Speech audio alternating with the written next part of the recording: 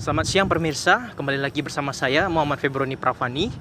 Kali ini saya sudah berada di salah satu tempat wisata sekaligus tempat bersejarah yang ada di kota Bengkulu, yakni Benteng Malboro. Benteng Marlborough adalah salah satu benteng peninggalan Inggris terkuat di wilayah timur, yang lokasinya berada di Provinsi Bengkulu. Benteng ini dibangun antara 1714 sampai 1719 oleh East India Company di bawah kepemimpinan Gubernur Joseph College. Dalam sejarahnya, benteng yang digunakan sebagai basis pertahanan Inggris ini pernah dibakar oleh rakyat Bengkulu.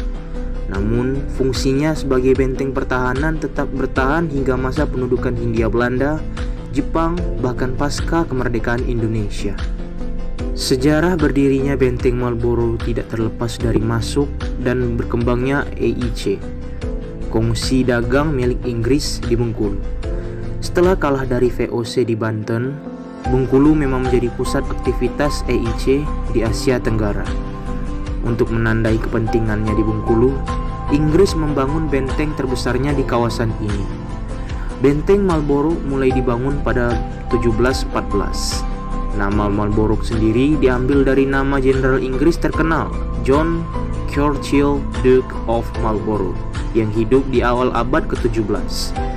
Dalam proses pembangunannya yang memakan waktu hingga 5 tahun, EIC meminta bantuan dari rakyat Bengkulu. Pada pertengahan abad ke-18, Benteng Marlborough mengalami perluasan dengan menambahkan gudang senjata dan pemukiman. Letak Benteng Marlborough sangat strategis, yakni di tepi pantai Tapak Padri dan membelakangi Samudra Hindia. Hal ini dimaksudkan untuk memperkuat pertahanan militer Inggris dari ancaman VOC, karena Bengkulu adalah ladang lada terbesar di Sumatera. Seiring berkembangnya waktu, bangunan ini juga difungsikan sebagai pusat perdagangan, pusat penyimpanan rempah-rempah EIC, pemantauan lalu lintas lada, dan untuk mengawasi pelayaran serta perdagangan di sekitar Selat Sunda. Selain itu, Benteng Marlborough juga digunakan sebagai tempat tinggal bagi pejabat Inggris. Tercatat pada 1792, terdapat sekitar 90 pegawai sipil dan militer yang tinggal di benteng ini. Oleh karena itu, di kompleks bangunan Benteng Marlborough terdapat makam Deputi Gubernur Richard Watts dan Residen Thomas Parr. Ketika jatuh ke tangan Belanda, benteng ini hanya digunakan sebagai markas polisi Belanda. Sedangkan pada masa penjajahan Jepang, Benteng Marlborough kembali beralih fungsi sebagai basis pertahanan. Selamat siang pemirsa, kali ini kita sudah bersama dua pengunjung. Kalau boleh tahu dengan Bapak siapa? Pak Sobri. Dengan Ibu? Istrinya. Rohani. Ya. Bapak dan Ibu asli pengunjung sini atau dari luar kota? Dari luar kota. Oh, kalau boleh tahu dari mana Pak? Dari Musirawas Utara. Kecamatan Ulu Rawas. Ulu Rawas. Oh. Ulu Utara. Bagaimana pendapat Bapak buat Benteng Marlborough ini? Cukup bagus. Pemandangannya bagus, mengingatkan sejarah pada masa lalu. Masa lalu. Ya. Dari kesekian banyaknya tempat wisata yang ada di Bengkulu, kenapa Bapak dan Ibu ini memilih Benteng Marlborough? Karena Pemandangannya juga bagus, juga tempat ini kan tempat yang bersejarah dari zaman Belanda dahulu. Jadi kita untuk mengingatkan sejarah kemerdekaan kita, yang mana dulu kan ini dikuasai oleh company, ya. Iya. Nah, itu. Jadi kita mengingatkan cinta kepada sejarah kita bangsa Indonesia ini. Ya.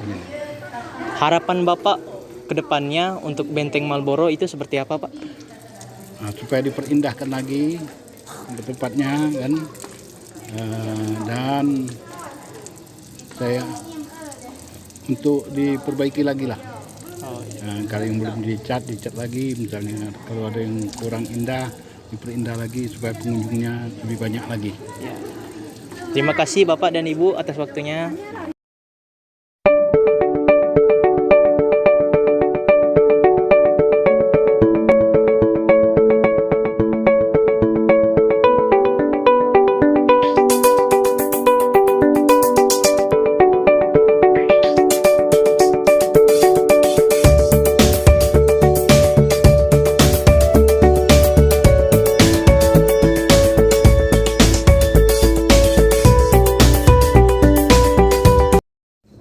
Baiklah pemirsa, inilah gambaran suasana di atas bukit, di atas benteng Malabro. Terlihat di belakang saya banyak suasana pemandangan-pemandangan yang indah, yang cukup bagus, dan serta yang bisa dapat rekomendasi untuk kalian dokumentasi. Itulah tadi informasi yang dapat saya sampaikan. Sampai bertemu kembali. Selamat berakhir pekan dan salam kebebasan pers.